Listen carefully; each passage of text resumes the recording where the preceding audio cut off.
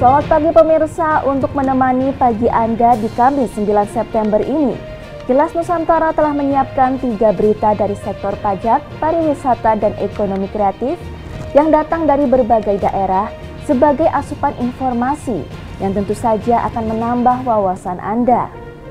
Pemirsa, bertepatan dengan momen hari ulang tahun HUT ke-76 Jawa Timur, ada kabar gembira untuk Anda yang terlambat membayar pajak kendaraan bermotor maupun bea balik nama. Karena Pemprov Jatim mengeluarkan kebijakan insentif pajak daerah berupa pemutihan denda terkait sanksi administratif. Selanjutnya bergeser ke Sleman masih dengan kabar baik. Pemerintah setempat akan melakukan uji coba pembukaan destinasi wisata di masa PPKM level 3. Destinasi wisata yang akan diuji coba yaitu Candi Prambanan dan Candi Ratu Boko. Kemudian dari Sumatera Utara menyumbang cerita inspiratif mengenai pembudidaya burung murai batu yang membantu konservasi sekaligus meraup omset jutaan rupiah dengan menjual burung tersebut. Simak tayangan selengkapnya berikut ini. Dalam rangka hari ulang tahun ke-76, pemerintah Provinsi Jawa Timur kembali menerbitkan kebijakan insentif pajak daerah bagi kendaraan bermotor dengan plat dasar hitam yang dimiliki perorangan atau badan, serta kendaraan bermotor dengan plat dasar kuning yang dimiliki perorangan atau badan. Insentif meliputi pemutihan pajak, yaitu berupa pembebasan pokok bea balik nama kendaraan bermotor atau BBNKB, tangan kedua, 3, dan seterusnya. Selain itu, pembebasan sanksi administratif atau denda keterlambatan pembayaran pajak kendaraan bermotor atau PKB, dan pembebasan denda keterlambatan pembayaran BBNKB. Tidak cuma itu, pemerintah Provinsi Jawa Timur juga memberi diskon pembayaran pokok PKB yaitu sebesar 20% untuk kendaraan roda 2 dan 3, serta 10% untuk kendaraan roda 4 atau lebih. Kebijakan tersebut diberlakukan selama 3 bulan mulai tanggal 9 September hingga 9 Desember 2021. Insentif pajak yang diberikan sekitar 238,7 miliar rupiah yang diharapkan mampu menerima PKB dari kendaraan roda 2, 3, 4 atau lebih sebesar 1,8 triliun rupiah. Upaya untuk meringankan beban masyarakat karena adanya pandemi COVID-19 ini, sehingga masyarakat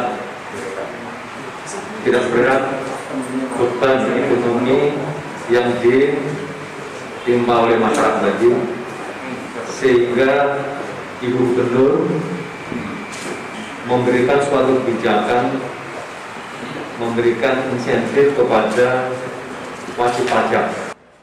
Target pendapatan asli daerah atau PAD Jawa Timur berdasarkan anggaran pendapatan dan belanja daerah tahun 2021 sebesar 13,2 triliun rupiah.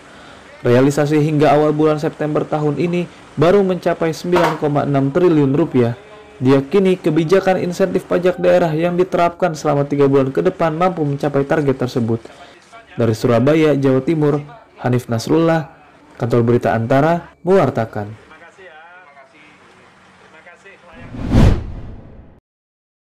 Taman Wisata Candi Prambanan dan Kompleks Keraton Ratu Boko menjadi destinasi wisata di wilayah Kabupaten Sleman, Daerah Istimewa Yogyakarta yang mendapat izin untuk dilakukan uji coba pengoperasian di masa PPKM level 3 ini.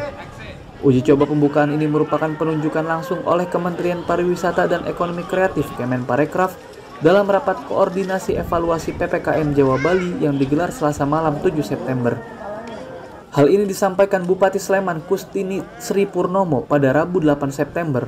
Objek wisata Candi Prambanan dan Ratu Boko telah mengantongi sertifikasi CHSE dari Kemenparekraf. Untuk selanjutnya, Pemkab Sleman melalui Dinas Pariwisata akan menyiapkan ketentuan tambahan dalam uji coba pembukaan yang direncanakan dilaksanakan hingga 13 September mendatang. Untuk teknis, dinas terkait sedang merumuskan itu.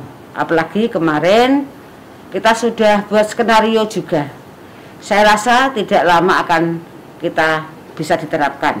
Tinggal nantinya penerapan aplikasi Peduli Lindungi untuk pegawai dan pengunjung tinggal disiapkan.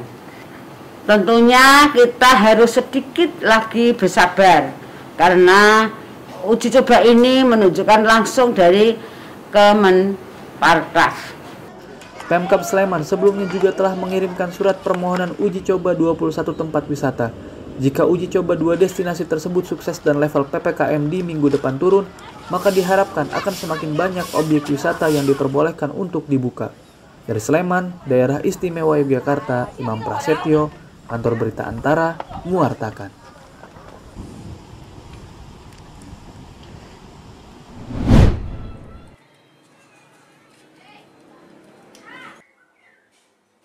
Untuk membantu menjaga atau konservasi populasi burung murai batu di hutan Sumatera dari para pemburu, seorang pembudidaya di Jalan Cempaka, Kecamatan Helvetia, Kota Medan, Sumatera Utara, merelakan rumahnya menjadi tempat budidaya burung tersebut. Ditemui di rumahnya pada Rabu sore 8 September, pria bernama Aswin ini menjelaskan sejak 15 tahun lalu telah membudidayakan murai batu dan mengurus izin dengan instansi terkait.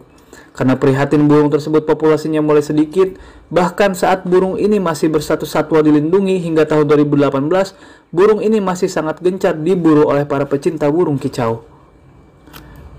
Dirinya berupaya agar satwa ini bisa tetap dipelihara masyarakat, namun tidak sampai mengurangi populasinya di hutan, akibat diburu secara liar dan tidak bertanggung jawab. Dengan memanfaatkan salah satu sudut ruang rumahnya yang berukuran panjang 8 meter dan lebar 4 meter, serta bermodal satu pasang murai batu, kini dirinya telah membudidayakan 100 ekor atau 50 pasang burung yang dijual sampai ke Provinsi Aceh.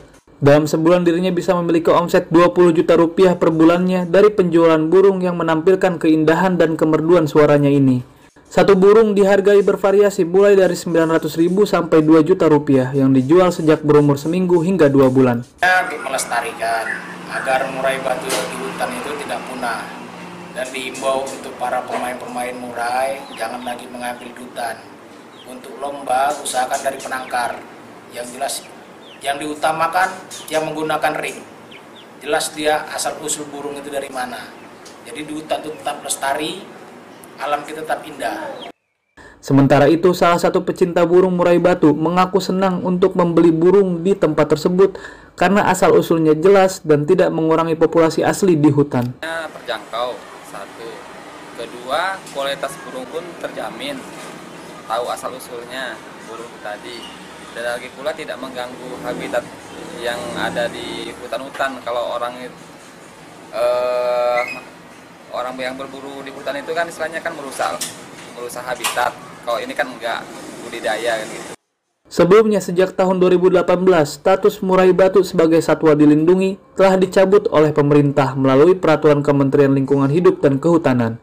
Dari Medan, Sumatera Utara, Doni Aditra, Kantor Berita Antara, mewartakan.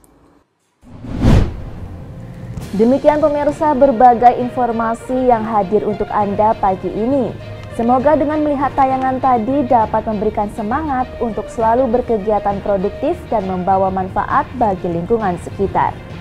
Kilas Nusantara akan kembali dengan informasi menarik lainnya siang nanti pukul 13 waktu Indonesia Barat.